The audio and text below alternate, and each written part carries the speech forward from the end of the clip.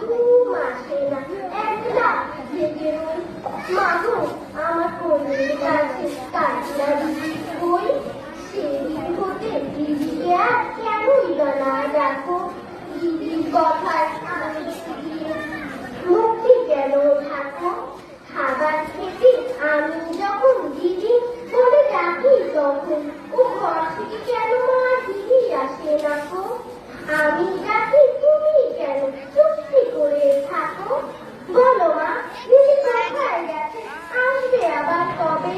কাল যে আমার